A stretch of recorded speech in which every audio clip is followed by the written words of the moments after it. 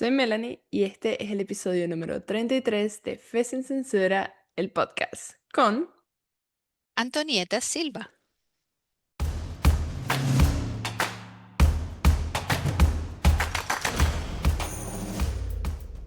Bienvenidos a un nuevo episodio del podcast en el que rompemos esquemas a la luz de la Biblia. Y yo estoy muy emocionada con este tema en específico porque yo diría que incluso dentro de la Biblia, este es uno de los temas, era uno de los temas más recurrentes, ¿ok? Del Nuevo Testamento. Yo diría que era como que todo el trasfondo de toda la pelea e incluso, en mi opinión, fue de hecho el tema por el que decidieron desvivir a Jesús, crucificar a Jesús. Entonces siento que es un tema muy fuerte, es un tema muy interesante y es un tema del que vamos a aprender hoy. Pero antes de que yo pues les introduzca y veamos de qué se está hablando, les quiero dar la bienvenida una vez más en este podcast a la doctora Antonieta Silva. La tuvimos el año pasado, la tuvimos en varias temporadas anteriormente y hoy ha vuelto con nosotros para romper un nuevo esquema. ¿Cómo estás, Antonieta? Muy bien, Melanie, muy bien. Agradecida de tu invitación y esperando que este tema también sea de provecho para todos, incluso para nosotras dos cuando lo conversemos. Bueno, yo diría que nada, vamos a darle. Vamos a darle. Vamos a hablar de tradiciones sin principios. Y como yo les decía, este, según yo, fue el tema más importante, como el tema central dentro del Nuevo Testamento, ya que eso era una pelea constante entre los fariseos y Jesús. Muchas veces se encontró a Jesús diciendo, misericordia quiero, no sacrificios. Y muchas veces se encontró a Jesús hablando acerca de los diferentes ritos que se realizaban, acerca de las diferentes tradiciones que tenían los fariseos en ese tiempo. Fariseos, saduceos, o bueno, los maestros de la ley. Entonces, hoy yo quiero que abordemos precisamente ese tema que es toda esta situación de tener tradiciones sin principios. Y para comenzar, mi primera pregunta es precisamente ¿de qué se trataba el regaño de Jesús a los fariseos? ¿Cuál era el trasfondo de las reprensiones que les hacía Jesús a los fariseos? Mira, Melanie, esto no era un conflicto superficial, era un conflicto teológico, espiritual y estructural, porque el sistema religioso de esa época había sustituido la obediencia por amor, la obediencia del corazón, por una religiosidad externa. Por eso Jesús les dijo a ellos, que registrado en Mateo 23:23, ustedes dejan lo más importante de la ley, que es la justicia, la misericordia y la fe. Y también en Isaías, ya el profeta Isaías había dicho, este pueblo de labios me honra, pero su corazón está lejos de mí.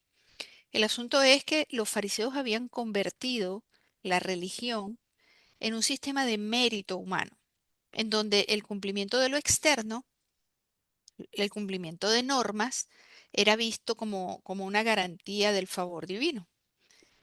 Ese era el trasfondo de ese regaño. Y quiero decirte que ese mismo espíritu aparece hoy cuando nuestra identidad espiritual comienza a depender del rendimiento religioso.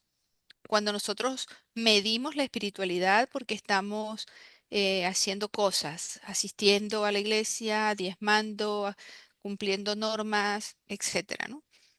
Y cuando perdemos la centralidad del amor y la transformación del carácter. Ojo, que no estoy diciendo que las normas estén equivocadas o no tengan o no sean útiles. Estoy diciendo que cuando las convertimos en un sistema de méritos propios, desplazamos a Jesús, desplazamos a Dios del escenario y allí es donde la cosa no está bien. Sabes que en uno de como que los regaños que le hizo Jesús a los fariseos en uno de pues, sus debates, él los llamaba tumbas blanqueadas, porque eran muy bonitas por fuera y no tenían nada por dentro. Y fue en ese, si no me equivoco, fue en esa misma conversación, porque hubo muchos momentos en los que los fariseos trataban como de hacer caer a Jesús, ¿no?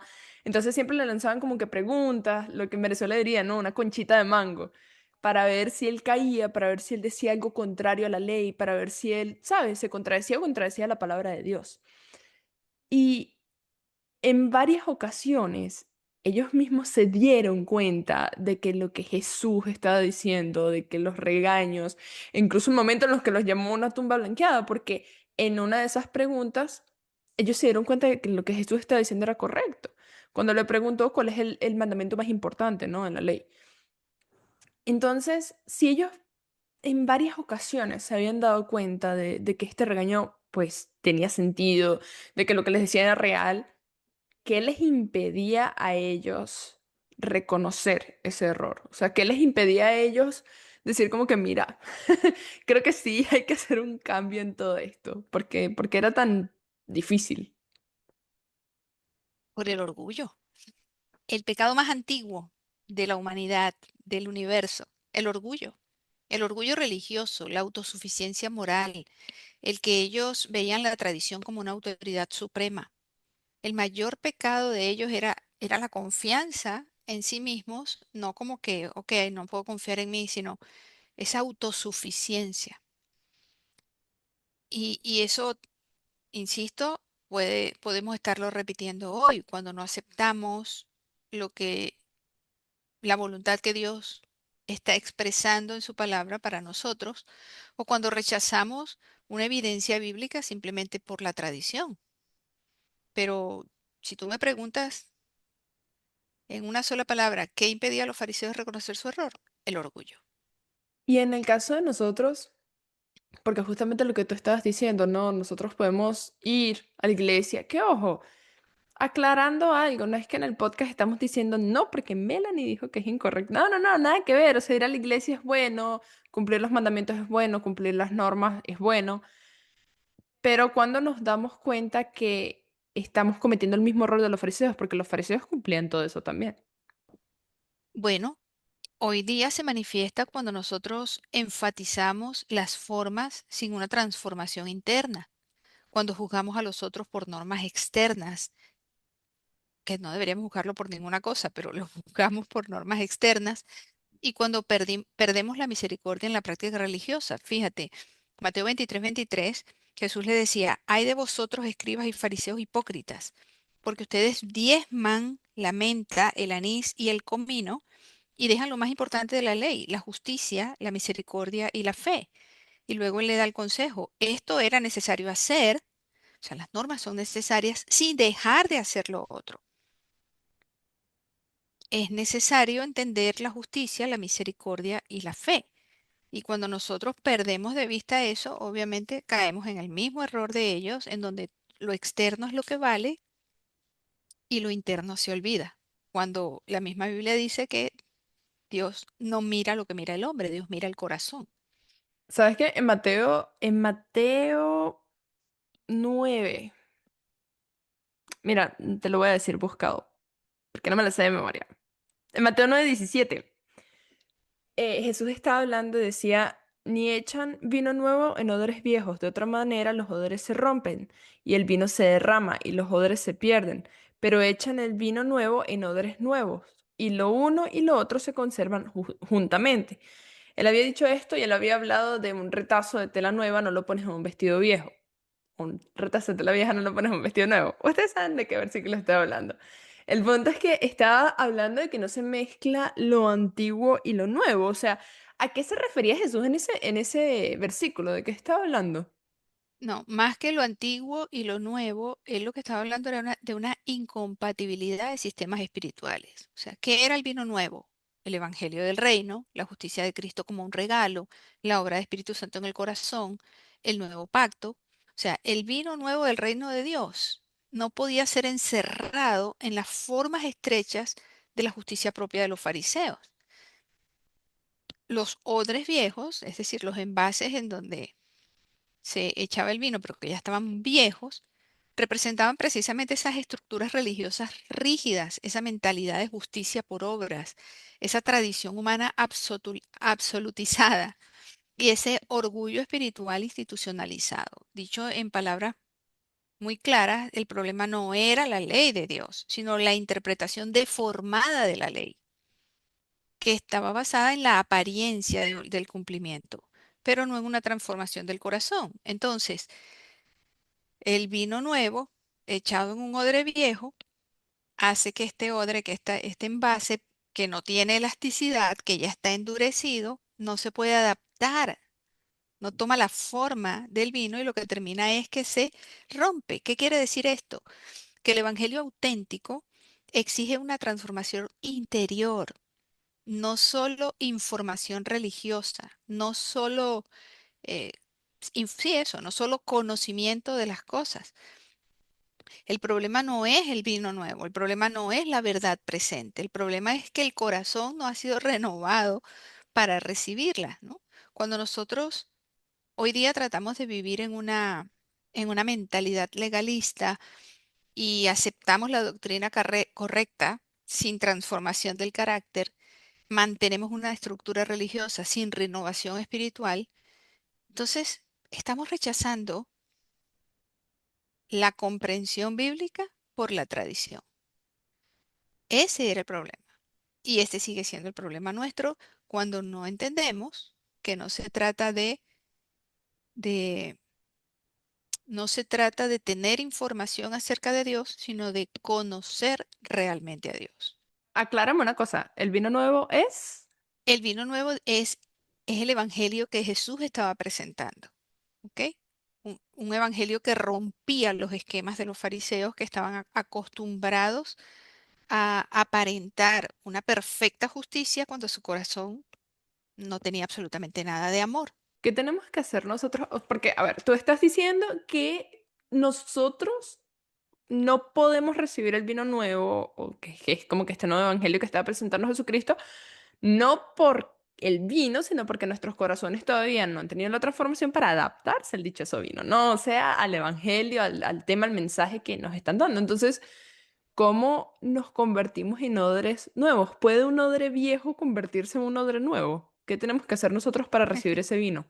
Eso fue lo mismo que le preguntó Nicodemo a Jesús. ¿Puede un hombre viejo nacer de nuevo, siendo viejo? ¿Acaso va a entrar en el vientre de su madre? Sí, sí podemos nacer de nuevo. No se trata de que yo trate de transformarme para recibir el evangelio. Eso no, de eso no se trata. Se trata de que yo entienda que el Espíritu Santo me transforma, ¿ok? Me capacita para que el evangelio en mí sea una verdad viva, porque de nada sirve que yo aprenda una estructura y la siga si no hay una transformación del corazón. ¿Me explico? Entonces no es que yo voy a buscar mi propia transformación y entonces cuando esté transformado voy a ser capaz de recibir el evangelio. No, Dios es tan maravilloso, que Él pone la oportunidad allí. Yo pongo el querer y el hacer por mi buena voluntad, dice la Biblia. Entonces, simplemente nosotros en una relación verdadera con Dios somos transformados y esa transformación nos permite entender que no es un asunto de lo que yo muestre a los demás, es un asunto de lo que yo vivo internamente con Dios cada día. Yo quiero que hagamos un salto. Vámonos al Antiguo Testamento. En Oseas, en el capítulo 6, versículo 6, nos dice precisamente lo que yo dije antes. Misericordia quiero y no sacrificio. Esta cita del profeta Oseas, Jesús la repitió una cantidad considerable de veces a los fariseos en el Nuevo Testamento. Se los dijo por lo menos en el momento en el que Jesús estaba comiendo con los publicanos en la casa de Mateo y les dice esto porque ellos pasaron y le dijeron a los discípulos, ¿cómo es que tu maestro come con pecadores y con publicanos, ¿no? Y le dice, aprendan el significado de misericordia, quiere no sacrificio. Cuando los discípulos recogieron en sábado del trigo para comer. Entonces, ¿qué quería decir? No Jesús, ¿qué quería decir el profeta Oseas? Porque para entender por qué Jesús lo estaba trayendo a colación bastantes veces en el Nuevo Testamento, o sea, ¿qué quiso decir en ese tiempo en el Antiguo Testamento? Lo mismo que Jesús amplió en el Nuevo Testamento. Misericordia quiero y no sacrificio, dice Oseas 6:6, y conocimiento de Dios más que holocaustos. ¿Qué pasaba? Israel tenía el ritual correcto. Israel sabía lo que tenía que hacer, ¿verdad? Ellos tenían sus ceremonias, las celebraciones, todo aquello que ya había sido instituido para recordarles a ellos o para mantener en ellos viva la esperanza de que venía un Mesías. Ellos tenían el ritual correcto. Ellos tenían la adoración formal, pero no había fidelidad moral ni espiritual. Entonces, ¿qué es lo que estaba denunciando Oseas? ¿Y qué denunció Jesús después? Que el rito había sustituido la relación. No es que los sacrificios fuesen inválidos, no, los sacrificios tenían un objetivo, un propósito, pero perdían sentido cuando no reflejaban obediencia y amor, cuando no reflejaban relación. Entonces, cuando la adoración no produce misericordia hacia otros, cuando la doctrina no genera carácter semejante a Cristo, cuando la práctica religiosa reemplaza el amor de Dios y la justicia práctica, entonces obviamente es como que el Señor diga, ¿de qué me sirve que hagas todo eso? ¿De qué me sirve que tú hagas todo eso? Yo, más que verte, sacrificarte allí, quiero ver, quiero que permitas que yo haga un corazón limpio en ti. Volvemos a lo a lo de los odres nuevos. Él dice, os daré un nuevo corazón. David le dijo, crea en mí, oh Dios, un corazón limpio. Entonces, el cambio del corazón es la mayor evidencia del verdadero cristianismo. Un odre nuevo deja que el espíritu lo guíe hacia la humildad, se deja enseñar, renuncia al orgullo religioso, depende del Espíritu Santo. Un odre nuevo no se resiste a ser corregido por la palabra de Dios y no confunde identidad, tener un logo, con tradición. No lo confunde con tener una relación con el autor de todo este sistema o de toda este plan de salvación en el que nosotros nos hemos involucrado voluntariamente. A eso se refería. Entonces, ¿qué implicaba, qué implicaba que el Señor te diga a ti, quiero misericordia y no quiero sacrificios? Que es mejor verte a ti conectado con Él, amándolo a Él, y que ese amor se derrame hacia los demás en forma de misericordia, de bondad, de predicación, de una cantidad de cosas, a que tú digas que ayunas, pases hambre, te pongas pálido, hagas cualquier cantidad de cosas, de rituales o no rituales, pero de normas y de prácticas que no están ancladas en una relación de amor con el Creador. Yo te cuento, les cuento a todos ustedes que últimamente he estado viendo un pastor, no sé, lo he empezado a ver, a escuchar sus sermones y él decía algo que a mí me parecía muy interesante porque a pesar de que tiene muchos tipos de sermones, últimamente me han aparecido más que todos los sermones en los que habla de cómo nosotros tratamos a nuestro prójimo y cómo nosotros nos llevamos con nuestro prójimo, etcétera, etcétera. Y entre todo eso, él decía que tú pides bendiciones a Dios para ti mismo, pero en realidad tú no puedes pedir una bendición para ti. Tú le tienes que pedir a Dios ser una bendición para otros. Y él pues hacía mucho énfasis en cómo somos nosotros con los otros, cómo somos nosotros con los demás. Y me acuerdo de que Jesús en el Nuevo Testamento, obviamente, hablaba muchísimo acerca del amor a los otros, ¿no? De que era lícito hacer en sábado, más que todo era la pelea del sábado, porque ya como ustedes saben, y si no saben les cuento, la pelea más constante era porque en sábado, el sábado era un martirio. El sábado, en función a lo que estaban diciendo los fariseos, el sábado era, qué horrible, o sea, no comas, no duermas, no, no te pares, no te sientes, no respires de esta manera, no, no parpadees, o sea, no podías hacer nada. Porque el sábado era un día sagrado, que sí es un día sagrado, pero me gustó que Jesús proyectaba a lo que tú haces con los demás, porque es imposible tener una relación con Dios y no amar a tu hermano. Es imposible. Es imposible tener una relación con Dios y no hacer el bien a otros, porque te viene natural. Entonces, me acuerdo que Jesús está diciendo que Él no vino a...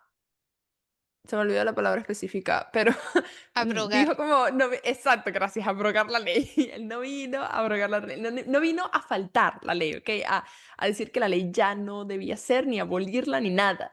Él vino a cumplir la esencia de la ley. Y aunque sí me doy una muy buena idea de qué se trataba esta esencia de la ley, porque pues tanto que lo predicó Jesús, cuéntanos en palabras criollitas, en palabras actuales, ¿de qué se trata la esencia de la ley?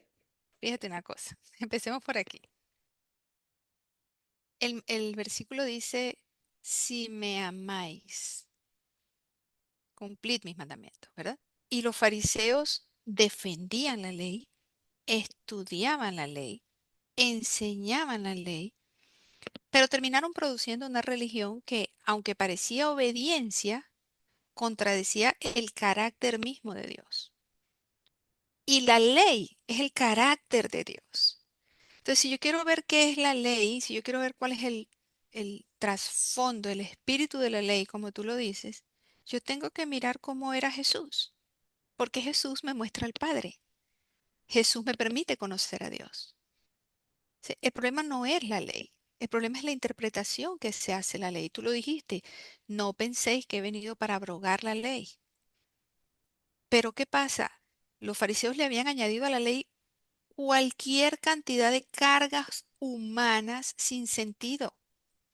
No tengo el número preciso, pero me parece que habían añadido algo así como 670 y pico de leyes a cómo se debía guardar el sábado. Cuando Dios hizo el sábado para que el ser humano descansara y lo pasara con él. Y por eso Jesús añadió, dejan el mandamiento de Dios y se aferran a la tradición de los hombres. Entonces, ¿cuál es el espíritu de la ley? El amor. David dice, la ley de Jehová es perfecta. Y Romanos 13:10 dice, el amor es el cumplimiento de la ley. O sea, la ley es una expresión del pensamiento de Dios. Y cuando se recibe en Cristo esto, cuando reconocemos que Dios es nuestro libertador, cuando reconocemos que Dios es el que transforma nuestra vida, la ley viene a convertirse en nuestro estilo de vida. ¿Y qué promueve ese estilo de vida? Dos principios fundamentales, dos valores fundamentales. Los cuatro primeros mandamientos hablan de fidelidad y los últimos seis mandamientos hablan de respeto. Si tú te das cuenta, respeta a tus padres, respeta la vida, respeta las relaciones que estableces con los demás, respeta los bienes ajenos, respeta la reputación de los demás y respeta el esfuerzo que los demás hacen para obtener cosas. Respeto. Y los cuatro primeros hablan de fidelidad. Y la fidelidad y el respeto de esa magnitud solo se producen como resultado del amor. ¿Por qué las personas son fieles a algo? Porque aman eso. Cuando entendemos eso, que la fidelidad y el respeto son los valores fundamentales de la ley y ellos están a su vez fundamentadas en el amor y el amor es el carácter de Dios, creo que la cosa empieza a cambiar, ¿no? La interpretación empieza a cambiar porque no se trata de cuánto yo hago, cuánto yo cumplo, cuánto yo parece que hago, qué puedo hacer y qué no puedo hacer. No, se trata de cuánto yo amo y cómo permito que ese amor se evidencie en mi vida. Si yo acepto a Dios como libertador, yo no necesito otros dioses, yo no necesito inclinarme ante nadie, yo no necesito tomar su nombre en vano, yo quiero pasar tiempo con Él, el tiempo que hemos acordado, que es el sábado. Yo respeto a mis padres, respeto la vida, respeto las relaciones que establezco con los demás, respeto los bienes ajenos, respeto la reputación de las demás personas y respeto el esfuerzo que las personas hacen por obtener sus cosas. O dicho como lo dice en los mandamientos, honro a mis padres, no robo, no mato, no, no cometo adulterio, no robo, no levanto falso testimonio, no codicio. Pero no es que yo me obligo a no hacer eso. No es que yo digo, ay, no, no voy a hablar, ay, no, no voy a hacer esto, ay, no, no puedo hacer aquello porque eso. No, es que es un resultado, ese respeto me nace porque es un resultado del amor que Dios ha sembrado en mí hacia las demás personas. ¿Cómo nosotros podemos evitar hacer precisamente lo que hicieron los fariseos? No, porque justamente como tú estabas diciendo, tenemos 10 mandamientos, ¿no? Hasta donde yo sé, tenemos solo 10. Y ellos a los 10 le añadieron unos 600 y pico de cómo hacer, o mejor dicho, cómo no hacer las cosas. Que no se debe hacer, que sí se debe hacer, que se debe mover, que no se debe mover. ¿Cómo nosotros evitamos caer en interpretaciones nuestras de la ley y nos apegamos a realmente cuál es la esencia, bueno, a la esencia de la ley, que es lo que acabas de decir? Bueno, yo te voy a hacer una pregunta antes de contestarte. Miércoles. Quién es la esencia de la ley? Jesucristo. Correcto. Entonces, si yo mantengo a Cristo como centro interpretativo de todas las cosas que hay aquí, si Cristo es el centro a través del cual yo interpreto todo, porque Él es la revelación perfecta del carácter de Dios, no voy a correr riesgos de interpretar nada de la manera equivocada. Tengo que mirar todo a través de los ojos de Jesús. Por eso fue que Jeremías dijo, yo voy a poner mi ley en su mente y la voy a escribir en su corazón, porque el tener a Cristo en el centro es lo que permite que todo lo demás ocupe el lugar que le corresponde. Si tú quieres saber cómo hacer o cómo no hacer algo, piensa cómo hizo o cómo no hizo eso Jesús cuando estaba en la tierra y eso te dirá cómo a Dios, cómo Dios lo hace, cuál es la manera de Dios. Y lo demás es simplemente resultado de una relación. Y te lo pongo de esta forma. Yo siempre hablo de tres P que deben haber en el cristianismo, ¿verdad?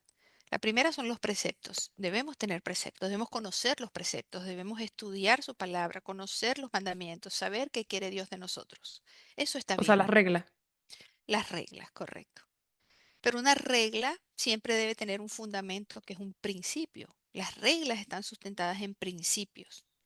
El principio se mantiene, pero la regla puede modificarse. Si el principio se mantiene y la regla se puede modificar, tú vas a encontrar que hay personas que tienen preceptos o reglas y tienen principios y son muy buenas personas, ¿verdad? Pero eso no nos hace cristianos.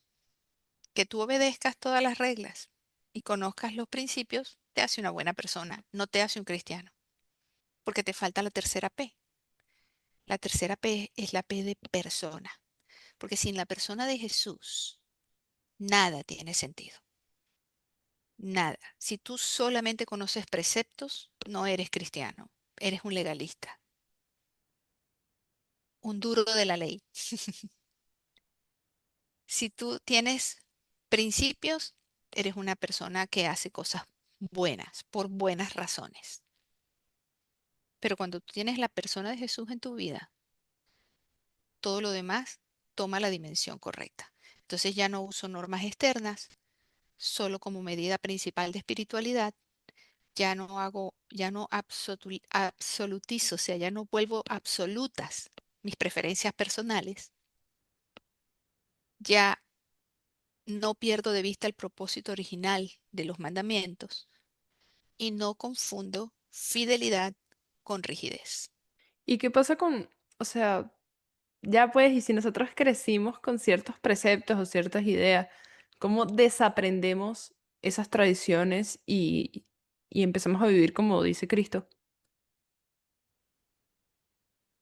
Uno puede haber crecido con con determinada comprensión de algunas cosas, ¿verdad? Porque cuando somos niños, Nuestra moral es heterónoma, es decir, alguien me dice a mí lo que está bien y lo que está mal, ¿verdad?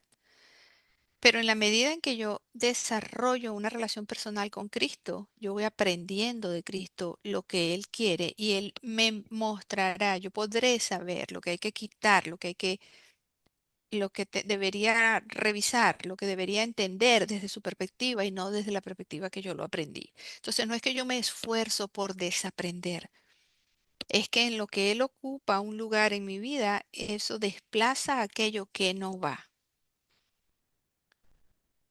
Así que ese es el asunto. El asunto no es voy a vivir toda la vida por lo que me enseñaron. No, el asunto es voy a desarrollar una relación con Jesús, ¿ok?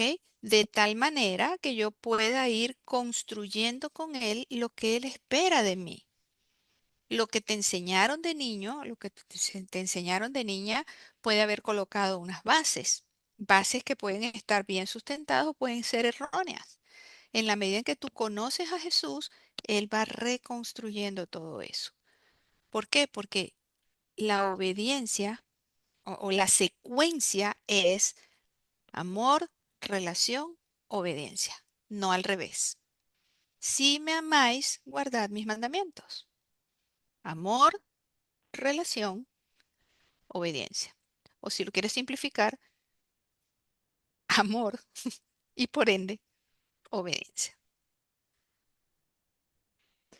Todo se trata del amor. Me gusta. Sí, Me sí. gusta porque es simple. Lo que Ujú. pasa es que nosotros, bueno, nos enredamos, que se nos terminó el tiempo. Ya hemos llegado a esa parte del episodio en la que, bueno, ya toca decir adiós. Pero quiero hacerte una última pregunta, Antonito. Ya tú conoces las tradiciones de este podcast, así que antes de terminar, te quiero pedir tu consejo para las personas que te están viendo hoy. ¿Cuál es tu consejo en el episodio de hoy? Mira, a veces el mayor obstáculo para escuchar a Dios no es una rebeldía abierta, sino la costumbre religiosa. Uno puede amar sinceramente a Dios y aún así terminar defendiendo hábitos, prácticas o interpretaciones que nunca fueron el centro del corazón de Dios. Y eso fue lo que le pasó a muchísimos fariseos, ¿verdad? Conocían la escritura, pero ya no podían reconocer al Dios que las escrituras mostraban cuando estuvo frente a ellos. Por eso mi consejo es, ve a Cristo hoy con la mente abierta, con el corazón abierto, porque Dios no está buscando personas rígidas que jamás cuestionen nada. Él busca corazones lo suficientemente sinceros como para dejarse moldear por Él. El verdadero peligro no está solo en apartarse de una institución religiosa. A veces el peligro está en aferrarse tanto a la forma tradicional de entenderla que dejamos de escuchar la voz del Espíritu Santo. Así que yo creo que la pregunta más importante en este momento es, que Jesús te haría, no es cuántas reglas defendiste, sino cuánto de mi carácter se puede ver en ti. Busca a Jesús directamente y deja que sea Él el que coloque en balanza lo que dije, que conozcas sus preceptos, que entiendas sus principios, para que no te aferres a normas rígidas o sin sentido, pero coloca a la persona de Jesús donde debe estar para que todo ocupe el lugar que le corresponde. Así es. Hay que acercarse a Cristo y bueno, todo lo demás, a mí me gusta eso, acercarse a Cristo y todo lo demás, Él se encarga. Bueno, ahora sí, con eso yo los invito a suscribirse. Bienvenidos a la suscripción en Fe Sin Sincera.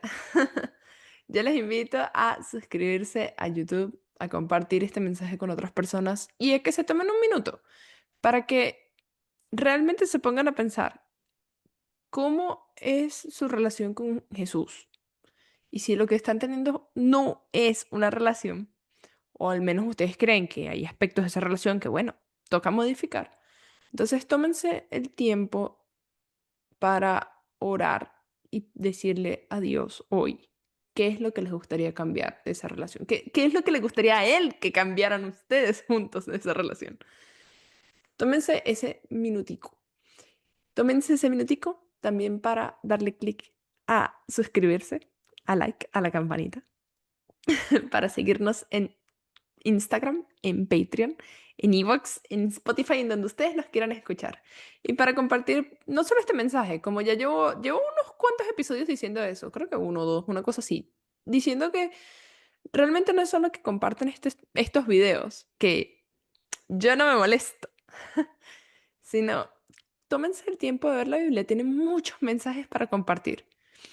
Compartan cualquiera de los mensajes de la Biblia. Compartan que Dios es amor, compartan que Cristo viene pronto y compartan que hay un Dios que nos ama. Así que chao y hasta la próxima. Chao.